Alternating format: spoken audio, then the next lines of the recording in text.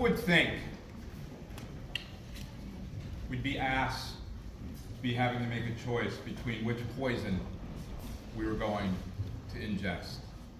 Taking a sip of water, taking a bite out of an apple. And yet, here we are in the people's house to talk about a class of chemical poisons called PFAS. The coalition here today is here to share the threats that are poisoning our people, whether it's in an apple, through our water, in our soil, in our clothes. It's even in the brain. They're going to share the threats. They're also going to share some of the solutions being offered by legislators who are actually concerned about the health of our people, of Vermonters, and our natural world, rather than protecting the interests of the polluters, the people propagating, proliferating these poisons. It was said famously by Margaret Mead that never doubt that a small group of committed citizens can change the world. And here today, I'm going to introduce you to the small group of committed citizens who are indeed going to change the world with their advocacy here in the State House. My name is James Ellers. I'm with Lake Champlain International, and it's now my honor to introduce my friend and colleague, Marguerite Edelman, with the Vermont Military Poisons and PFAS Coalition.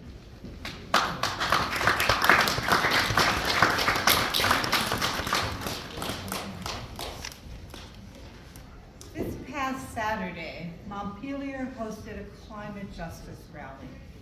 Today, we are bringing you the other half of that story, an environmental justice event focused on PFAS, pesticides, and toxins.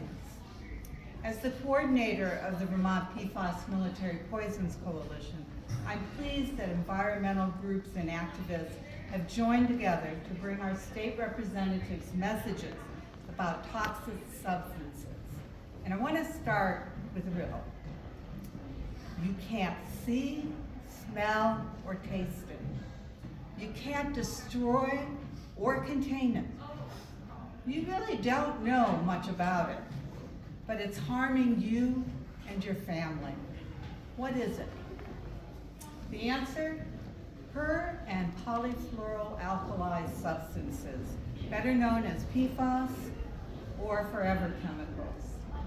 PFAS are a class of 15,000 plus man-made chemicals that do not break down in the environment. They travel in air, dust, soil, and water. And according to recent surveys, very few Americans have the knowledge that they need to protect themselves or their families. Since their discovery in the 1940s, they have been added to more and more products. Today, they are practically in everything.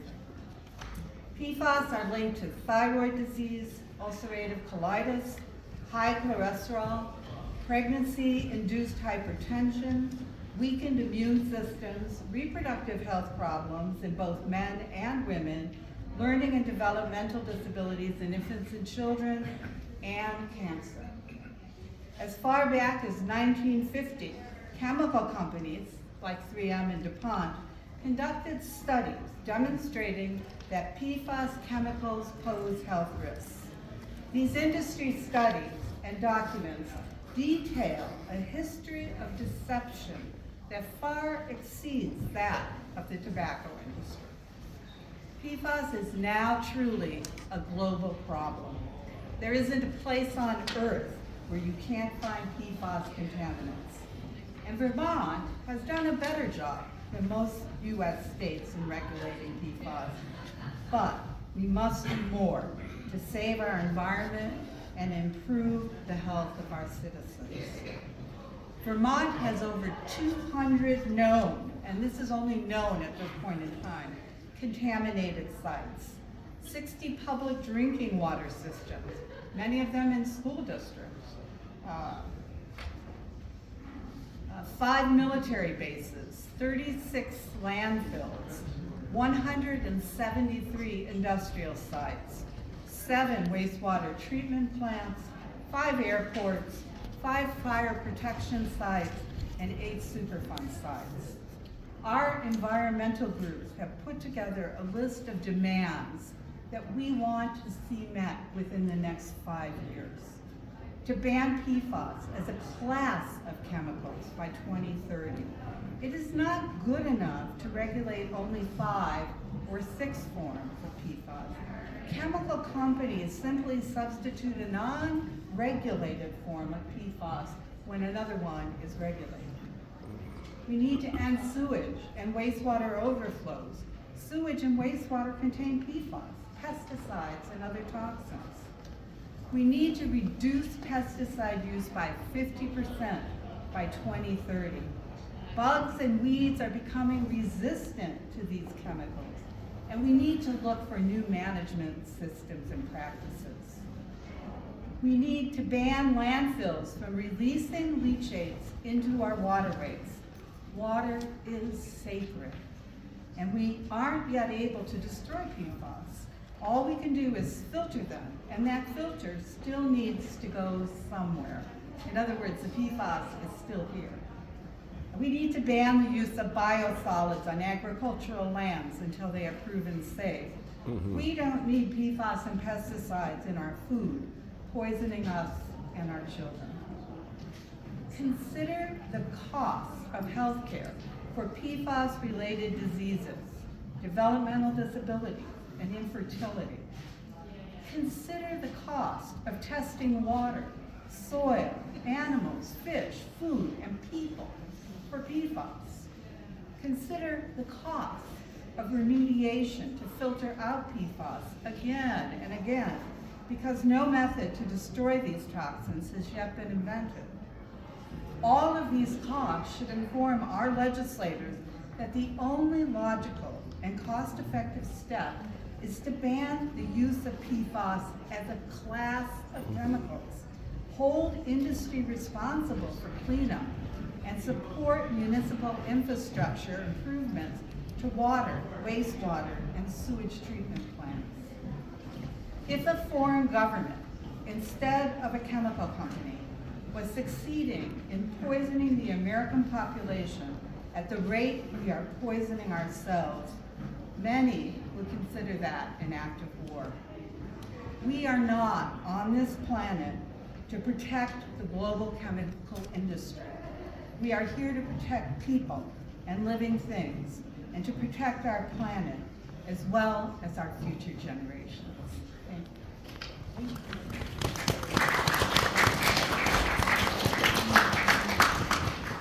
Thank you. Thank you, Marguerite. Next, John Brabant with Vermonters for a Clean Environment. Thank you, James. Hi, I'm John Brabant. I'm the Regulatory Affairs Director for Vermonters for a Clean Environment. We work on energy issues, environmental issues, and all with an eye towards citizen engagement. Speak up. All with an eye towards citizen engagement and making sure that the regulatory processes that are available now that allow for citizen engagement are maintained. Vermonters for a Clean Environment is a member of this coalition and has been working hard with these folks out of concern over PFAS, which the younger folks who are studying chemistry in the audience is known as perfluoroalkyls, alkyls, or polyfluoroalkyls. They're a class of chemicals that is, by EPA statements and studies, highly, highly toxic to humans and other living species on this planet. And as has been said already, it's ubiquitous. It's in our air, it's in our water, it's in our food, it's in the food-growing soils, not only from atmospheric deposition, but also from the land application of sewage sludge, which has been called biosolids. Don't be fooled by that term. One of one focus of our group is to see that legislation that adequately, fully addresses the concerns that Marguerite and James have raised, makes it through this body, both the House and Senate, and onto the governor's desk to address PFAS, this PFAS contamination problem. Senate Bill S-27 has passed the Senate, 25. I'm sorry, 25, not to be mixed up with 197, has passed the Senate and is now over in the House. There's another bill that has been handed off to the Senate Health and Welfare Committee. There was a joint hearing on both S-197 and S-25 last week, and there'll be more hearings on those two bills this week in Senate Agriculture, and hopefully joined by Health and Welfare Committee senators as well. And our goal is to see that these two bills are merged. The language in them is merged. S-25 addresses PFAS contamination in textiles, etc. But 197 is much broader. It requires the Department of Health to develop a database and seek out testimony from individual Vermonters impacted by the presence of these contaminants, and develop a database to essentially build the case for why these things are of concern to us. There are a number of other provisions that are important also that deal with drinking water contamination and addressing that more fully. Presently, the Vermont Department of Health standard for PFAS contamination is a combined level of 20 parts per trillion in drinking water. That's the allowable amount of contamination in Vermonters' drinking water that the Department of Health has determined, as long as you keep it below that level, is healthful.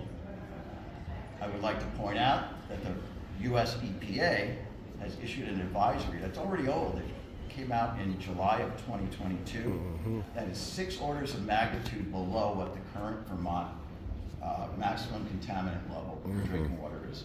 That is 0.0004 parts per trillion that they advise should not be exceeded in drinking water. We would ask, among other things, that the drinking water standards arrived at by the Vermont Department of Health at least parallel what the EPA advisories are, and they should not be any less strict. In fact, if they go anywhere, they should be more stringent. So that is an amendment we'd like to see to hopefully this combined bill. The bill again being moving the language in S-197 into S-25. I want to thank folks for showing up today and showing your support. Lastly, I'll let others speak. Folks need to be aware, need to be cognizant that we cannot arrive at solutions to our greater environmental problems by focusing on one area of contamination. This legislature has been entirely focused over the last 5-6 years on our climate crisis. It's real. I think it's 100 times worse than it's been portrayed in terms of the deleterious effects of CO2 on our environment and our weather. That being said, the silver bullet magic solutions that are being not only proposed, but now are being forced upon Vermonters by 2030. You will not be able to buy a vehicle in this state unless it is driven by lithium-ion batteries, essentially electric vehicles. Those batteries are heavily laced with PFAS. All these technologies are heavily laced with PFAS intentionally. They provide a benefit to their function. These high-functioning lithium batteries function at that level. They get the hundreds of miles to a charge because of the presence of PFAS This is something that the legislature has yet to investigate. We would ask that they look at all the implications of rolling out these renewable energy technologies on our landscape. These solar panels that are populating our landscape, there's a, call it back plate or back panel on every solar panel, and they are coated with a PFAS contaminant.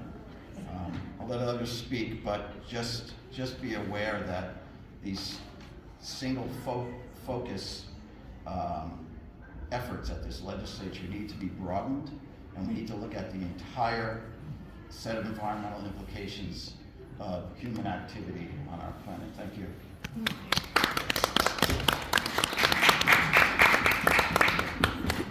Thank you, John. Our next speaker with the Vermont Pesticide and Poison Action Network, Sylvia Knight. Thank you, James.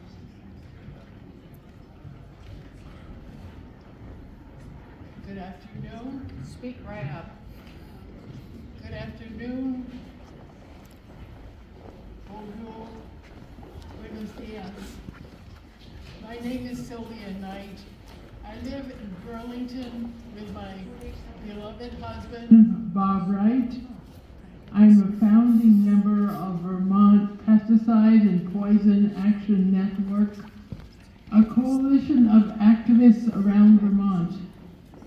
Vermont PFAS came together in 2022 on the issue of pesticide reduction, engaging with the state on the first revision of pesticide regulations in over 30 years. First revision of pesticide regulations in over 30 years. We declare a citizen's mandate to reduce pesticides because the Agency of Agriculture has never complied with a 50-year-old requirement to reduce pesticide use in Vermont, and actually instigated the legislature's repeal of that 50-year-old law in 2021. The question arises, to whom are they accountable? Just to whom are they accountable? We declare a citizen's mandate to reduce pesticides because every year the Agency of Agriculture reports use of over 1 billion pounds of pesticide active ingredients, not including the unidentified ingredients, which can be a large portion of the pesticide products used. Nor do the data include pesticides purchased over the counter by individuals. This accounting system must be reformed. Why now? Our pollinators are suffering, and without them, we don't have food. International waters are contaminated. Our food is contaminated. Our health is compromised in many ways. And PFAS are contaminating the pesticides used in Vermont. Once again, pesticides or PFAS are contaminating the pesticides used here in Vermont. We declare a citizen's mandate to reduce pesticides because PFAS and many pesticides are endocrine disruptors. They're messing with our hormonal systems at very low amounts, affecting reproduction, development, immune systems, nervous systems, and causing cancer. Pesticides like glyphosate mess with our gut microbiome, making us more prone to disease and viruses and to other toxins. Many health limits set by EPA are essentially meaningless now due to the toxic combinations of pesticides and PFAS that endanger our creative creative abilities and our own genetics. And they kill our four-legged and winged relatives and contaminate international waters. This is environmental injustice to us all and to future generations. And it is time to create systemic change. Our citizens' mandate invites you and your neighbors to create pesticide-free lands, to work with us to demand accountability, and to honor the community of life on Earth now and for future generations. Please contact vt.papan@gmail.com. Thank you.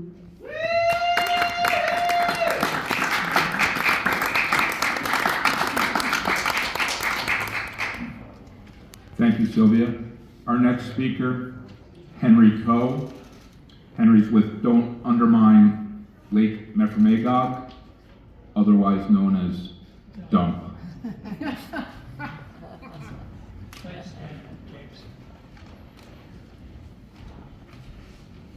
I will read this. I don't have confidence in my own ability to ad-lib. My name is Henry Coe, chairperson of an all-volunteer grassroots environmental organization composed mainly of Northeast Kingdom and Quebec residents of the Northern Flooring International Lake Memphremagog watershed. I'm sorry. Perfect, up to the mic. We formed in the summer of 2018 as a citizen opposition to the additional expansion of the private Coventry landfill. In spite of broad public opposition and oral and written comments, and little public support for the proposal, Vermont's Department of Environmental Conservation approved the 51-acre expansion proposed by the landfill's private owner. You know, we have only one landfill. That landfill has the politicians and the regulators over a barrel. There's no other option. So they can continue to approve and approve. DUMP appealed the decision, but for lack of funds, entered legal mediation in the fall of 2019.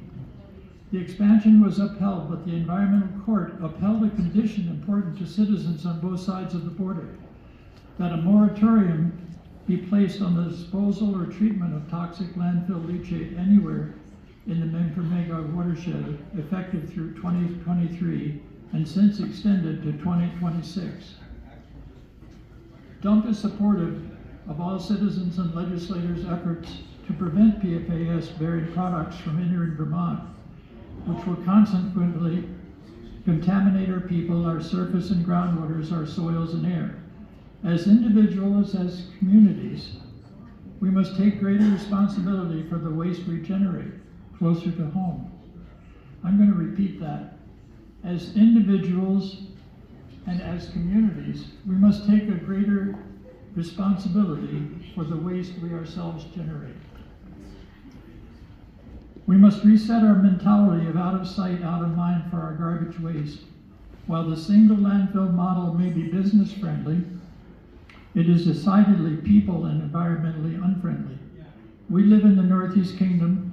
We who live in the Northeast Kingdom live with Vermont's only permitted landfill, poorly sited just 1 mile upslope from Lake Memphremagog.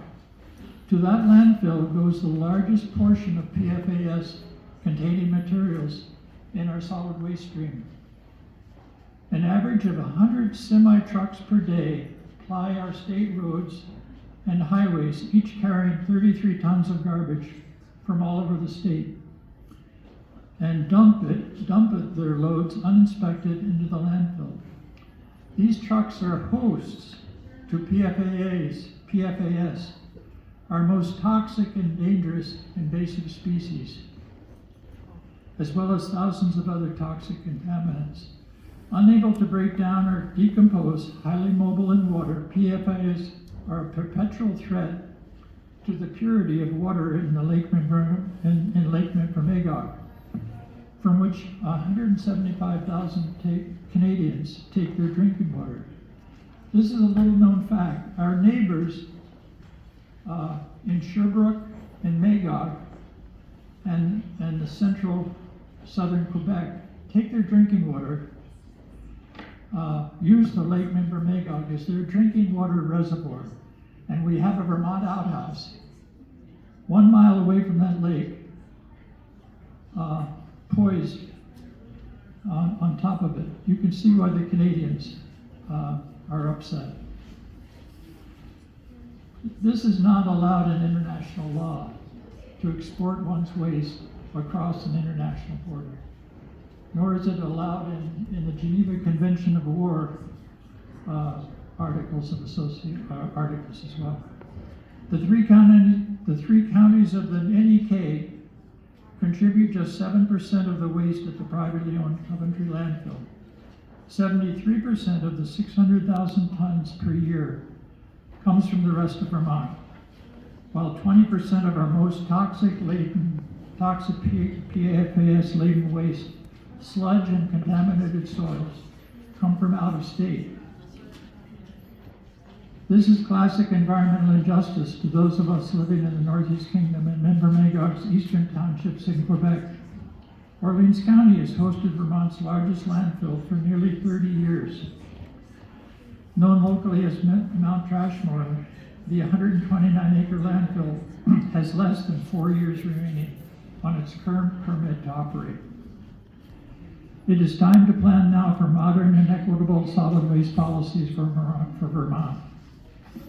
We support H48, a bill in the House Energy and Environment Committee, as the vehicle to form a solid waste study commission. This study commission will address waste issues comprehensively and recommend updated solid waste policies for Vermont. We at DUMP support this coalition of voices for the protection of human health and the environment through joint attempts to prevent the import of PFAS bearing materials and products into Vermont. Thank you.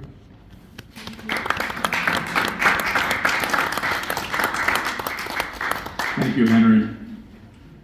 We moved from the Magog watershed up north now to the Winooski watershed. Buzz Ferber, farmer from Berlin.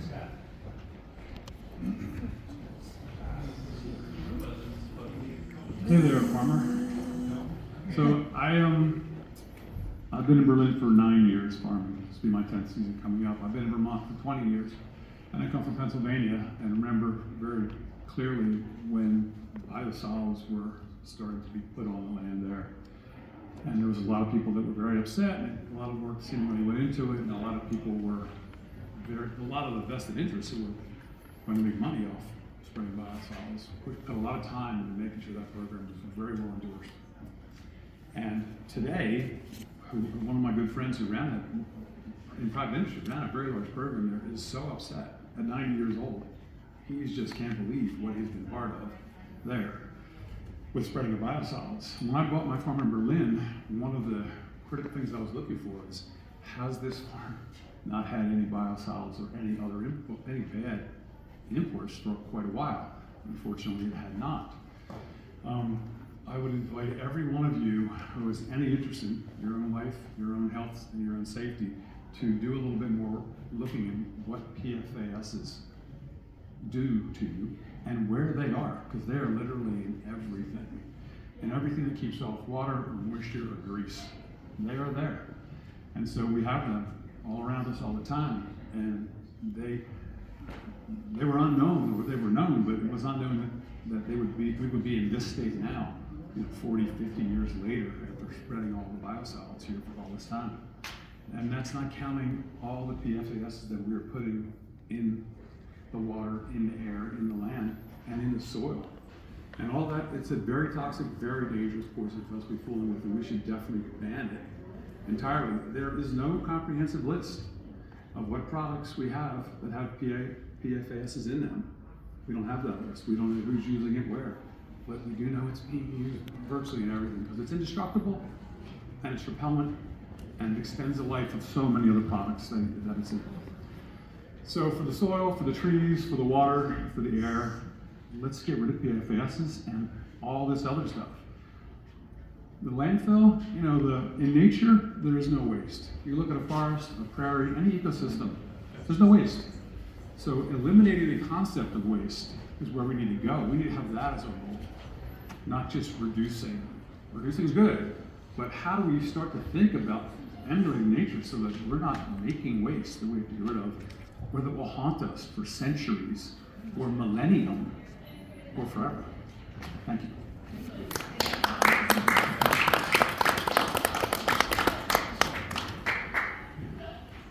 Thank you, Buzz. Our next speaker, representing the Swarm, Zorian Ikovin.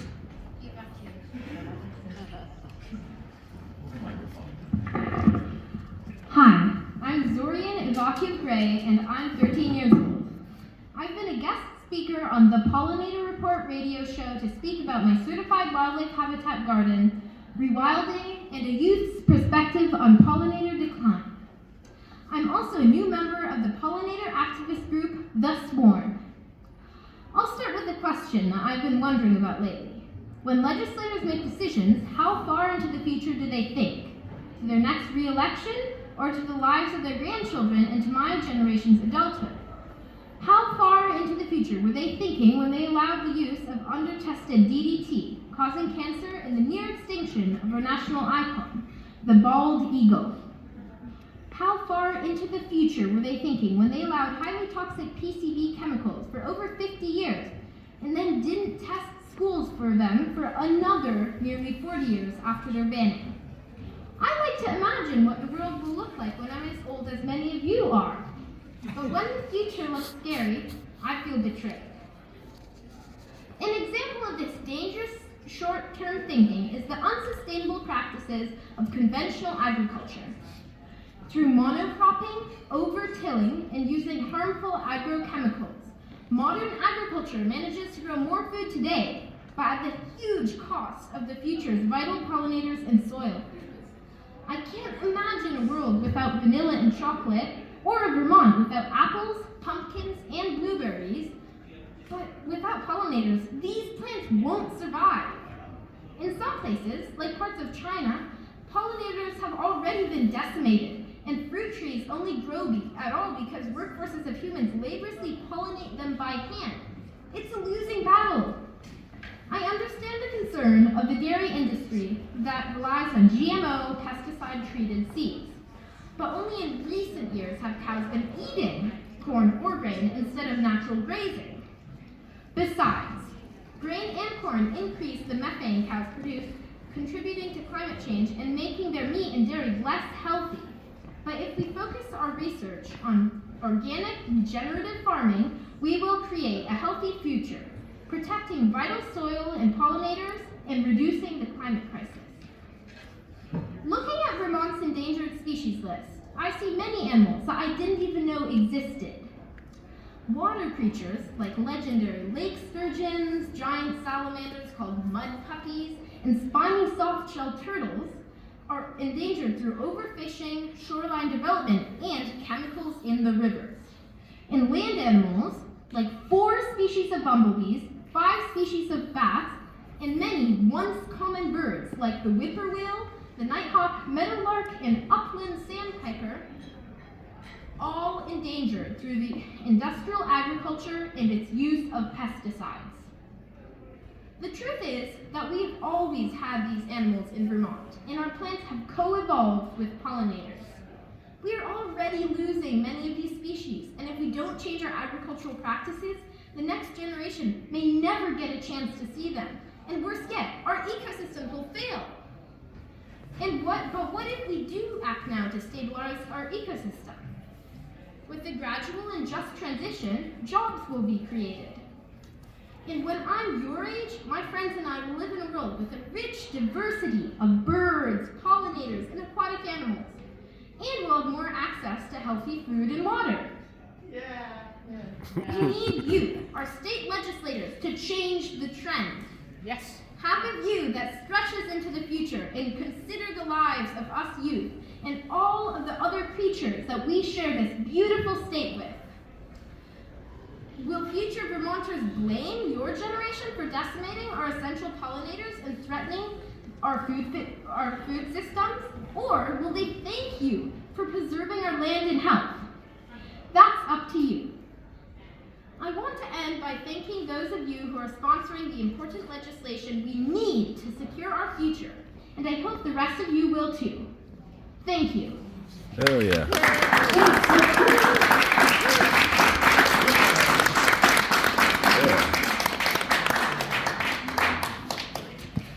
That concludes the formal portion of our presentations. In summary, following up Zorian and her extremely powerful remarks, I would like to further call on the politicians. Politicians run and seek office because they're seeking power.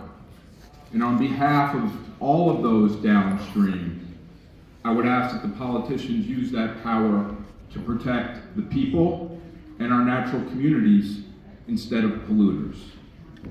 We'll happily entertain any questions at this point. And then we have a sing-along. And then we have a sing-along for those who are interested.